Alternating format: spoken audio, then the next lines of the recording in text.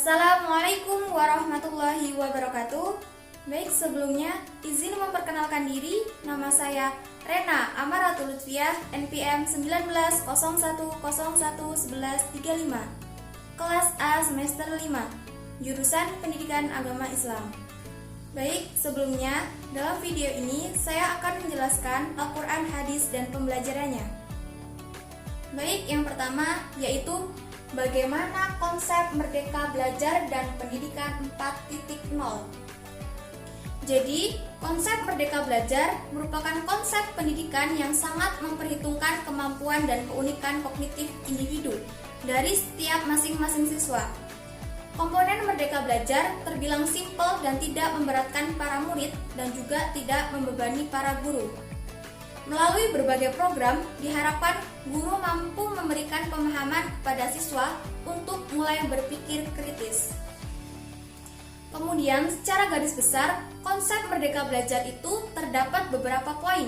Poin yang pertama yaitu asesmen kompetensi minimum.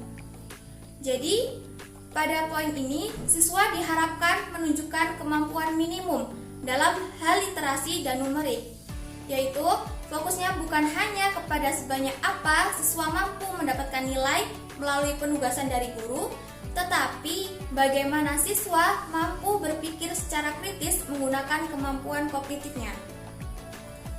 Poin yang kedua, literasi. Dalam bidang literasi, misalnya pada kurikulum sebelum-sebelumnya, siswa lebih banyak diharapkan menghafal dan menerapkan materi yang mereka baca. Dalam konsep asesmen kompetensi ini, siswa diharapkan bisa berpikir logis untuk mengabstraksi maksud dan tujuan dari materi. Poin ketiga, numerik.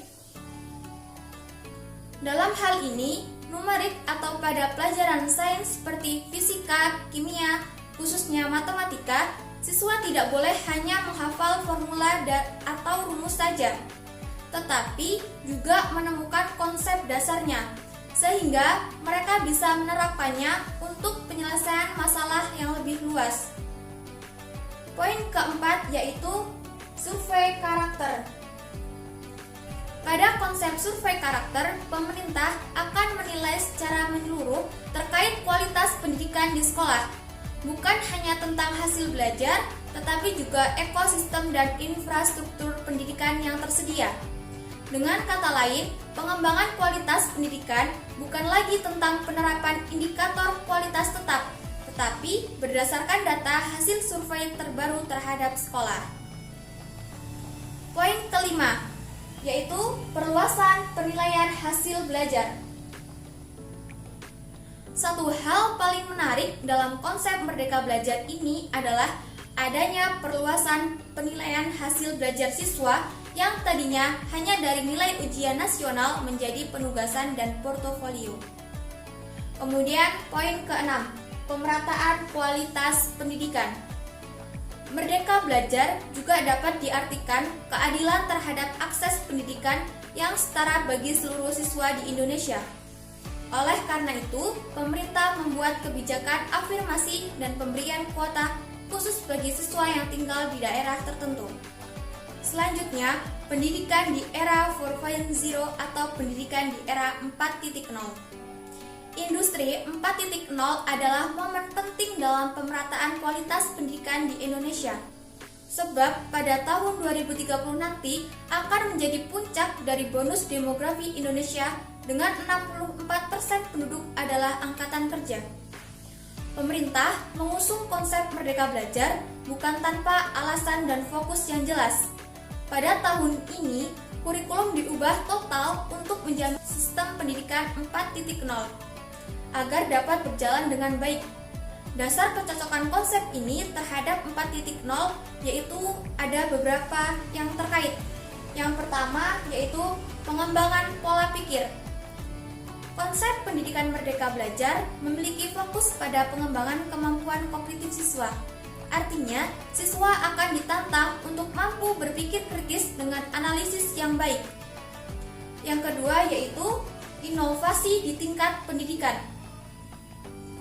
Salah satu pokok dari konsep pendidikan baru ini adalah membuat siswa mampu mengembangkan minat dan bakatnya di sekolah. Oleh karena itu, pemerintah menghapus penilaian melalui UN dan menggantinya menjadi penugasan dan portofolio.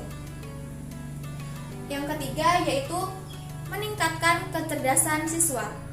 Dalam kurikulum pendidikan 4.0, pemerintah telah merancang standar khusus agar siswa Indonesia semakin terlatih kemampuan kognitifnya dan semakin mampu menyelesaikan masalah dengan baik.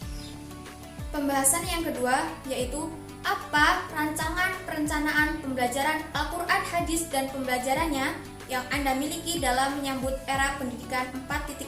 Jadi, pada dasarnya pendidikan Al-Quran, Hadis, dan pembelajarannya dapat juga menciptakan pembelajaran ala revolusi industri 4.0. Namun, untuk menuju pembelajaran di era revolusi industri ini harus memperhatikan perencanaan kurikulum pendidikan. Setidaknya ada 3 hal terkait kurikulum pendidikan ini, yaitu yang pertama, mempelajari sesuatu yang tidak dapat dikerjakan oleh mesin. Yang kedua yaitu mempelajari skill yang berkenaan dengan perkembangan kepribadian dan karakter. Dan yang ketiga yaitu mengikuti perkembangan passion. Ketiga hal tersebut harus eksis dalam perencanaan kurikulum pendidikan, khususnya dalam pembelajaran Al-Quran, Hadis, dan pembelajarannya. Karena di samping dapat membantu menciptakan generasi Qurani yang hebat terhadap kecanggihan teknologi, juga membantu manusia agar tidak dikendalikan oleh robot, tetapi robot yang harus dikendalikan oleh manusia. Selain itu, media yang dapat digunakan banyak sekali, seperti halnya lewat perantara Zoom Meeting atau Google Meet, kemudian video YouTube, media sosial, dan juga Google Classroom. Baik, di sini saya akan mengulas sedikit mengenai Google Classroom sebagai media yang dapat digunakan mensukseskan pembelajaran Al-Quran ala revolusi industri 4.0.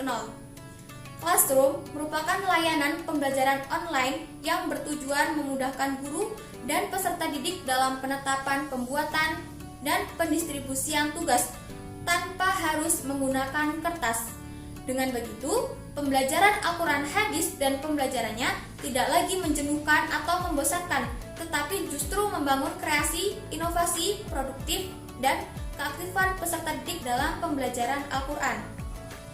Pembahasan yang ketiga yaitu bagaimana strategi pembelajaran Al-Quran, Hadis, dan pembelajarannya dalam menghadapi tantangan era pendidikan 4.0.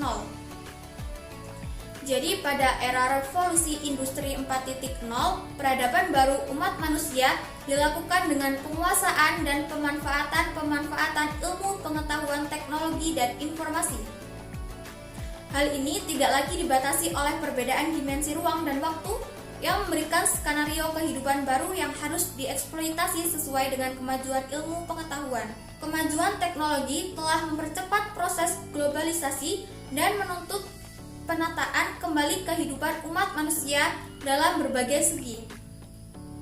Penggunaan strategi pembelajaran Al-Quran, Hadis, dan pembelajarannya harus disesuaikan dengan karakteristik peserta didiknya. Seperti yang pertama, guru memberikan blended learning, yaitu strategi pembelajaran yang memadukan sistem pendidikan tradisional dan modern. Guru membagi pertemuan pembelajaran menjadi 2 kelompok, yaitu 80% menggunakan sistem tradisional dan 20% menggunakan sistem online. Yang kedua yaitu peserta didik diberikan tugas untuk menyelesaikan suatu permasalahan. Jadi peserta didik diberikan tugas untuk menyelesaikan suatu permasalahan dengan mencari solusinya di web-web yang berisi konten mata pelajaran yang sudah terpercaya.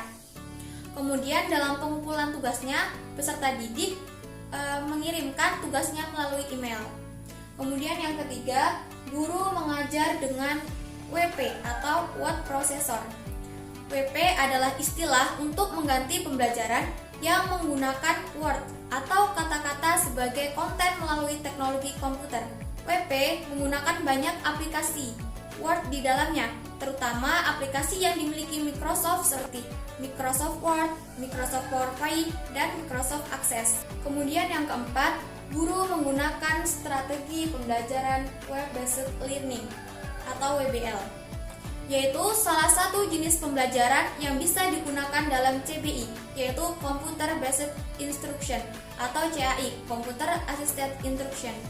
Kemudian yang kelima, guru melakukan pembelajaran dengan sistem online, yaitu dengan memantau aktivitas dan memberikan arahan kegiatan positif peserta didik di sosial media, sehingga peserta didik dapat merasakan manfaat positif dari kemajuan teknologi yang begitu pesat dan dapat mengurangi pengaruh negatif dari canggihnya teknologi tersebut.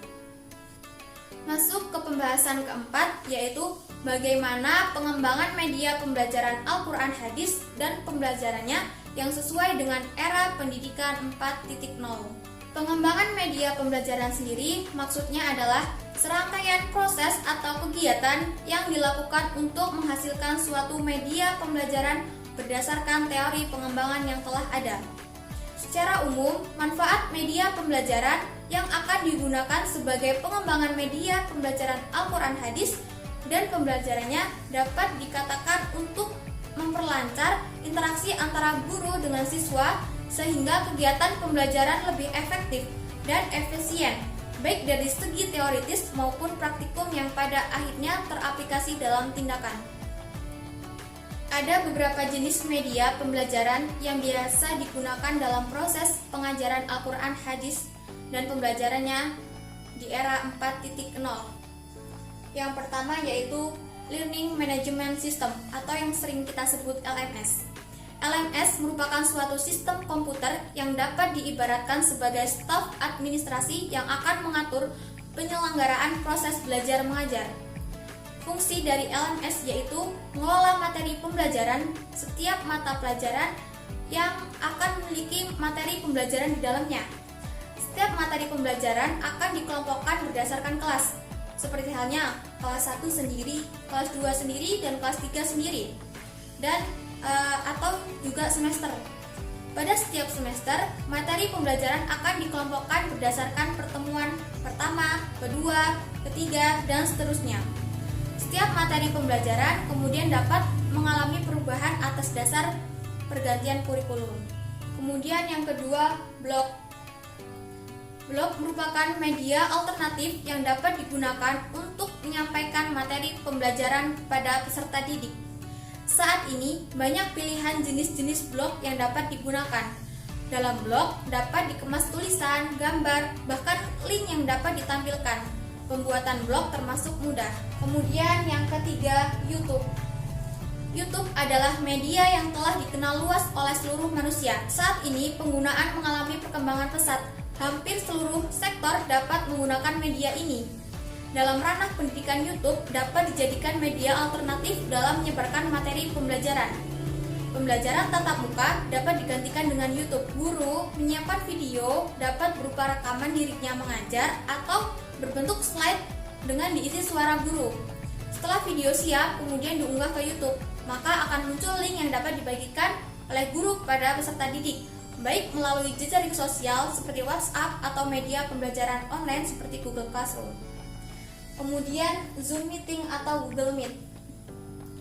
Jika dua media sebelumnya dalam penggunaan hanya terjadi komunikasi satu arah, maka Zoom dan Google Meeting memberikan kelebihan komunikasi dua arah. Hal itu memberikan sensasi sebagaimana halnya mengajar tatap muka. Guru dapat lebih interaktif dengan peserta didik, begitu juga sebaliknya.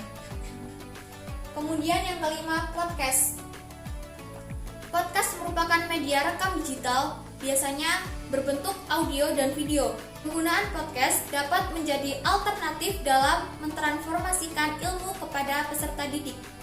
Penggunaannya sebagai media pembelajaran dapat meningkatkan pemahaman peserta didik, karena dengan podcast peserta didik dituntut untuk meningkatkan kemampuan mendengar dan memahami. Masuk ke pembahasan yang kelima, yaitu apa pendapat Anda yang tentunya didukung dari berbagai teori yang kuat terkait evaluasi pembelajaran Al-Quran Hadis dan pembelajarannya dengan suasana yang sedang berdampingan dengan COVID-19. Jadi, terkait evaluasi pembelajaran Al-Quran Hadis dan pembelajarannya yang perlu dievaluasi lebih dalam lagi, yaitu yang pertama, kegiatan pembelajaran yang kehilangan figur seorang guru. Guru yang mengajar dengan tatap muka biasanya bisa mengetahui bagaimana peserta didik tersebut memahami sebuah materi dengan dialog, melihat mimik wajah atau dengan pertanyaan langsung. Kegiatan pembelajaran ini juga menjadikan guru kesulitan dalam menerapkan pendekatan persuasif di dalam penyampaian materi kepada peserta didik agar menguasai 4 kompetensi dasar, yaitu spiritual, sosial, pengetahuan, dan keterampilan. Selanjutnya, minimnya pendidikan kedisiplinan dan pendidikan karakter. Dalam hal kedisiplinan dan pendidikan karakter, peserta didik harus bisa mengorganisasi kedisiplinan belajar dan berperilaku secara mandiri. Faktanya, ini semua tidak sesuai dengan harapan, di mana masih banyak peserta didik yang tidak online pada saat jam belajar dan tidak jarang alasan peserta didik yakni tidak mengikuti pelajaran, yaitu tidur. Pada kondisi seperti ini, peserta didik tidak bisa menghukum dirinya sendiri karena peserta didik tidak dihadapkan pada seorang guru sebagai sosok atau figur utama. Evaluasi selanjutnya yaitu sarana pembelajaran. Evaluasi selanjutnya pada pembelajaran daring adalah tentang sarana pembelajaran. Kondisi pandemi yang darurat memaksa seolah-olah menerapkan kurikulum darurat dengan kesiapan sarana pembelajaran yang darurat pula. Akibatnya, semua berjalan seperti tanpa persiapan. Guru yang biasa menyiapkan pembelajaran dengan bekal alat tulis dan buku paket, kini harus membuat sebuah visualisasi kegiatan pembelajaran menjadi sebuah video pembelajaran. Sebuah tantangan baru bagi guru untuk meningkatkan kemampuan information teknologi. Jika guru gagap teknologi, bagaimana dengan peserta didiknya? Karena tidak sedikit guru yang masih terbatas dalam kemampuan IT-nya, sehingga produksi video pembelajarannya terkesan pragmatis, kaku, dan to the point. Ini yang menyebabkan menurunnya minat peserta didik untuk mengakses materi video, di samping untuk menghemat kuota internet juga terkesan membosankan. Berbicara mengenai sarana belajar smartboard dan kuota internet, ini juga menjadi permasalahan yang serius bagi guru dan tentunya para wali peserta didik. Mungkin hanya itu yang dapat saya sampaikan. Mohon maaf apabila terdapat banyak kesalahan maupun kekeliruan. Mohon koreksinya, mohon sarannya. Sekian dan terima kasih. Saya akhiri. Wallahu muwaffiq ila aqwamit thoriq. Wassalamualaikum warahmatullahi wabarakatuh.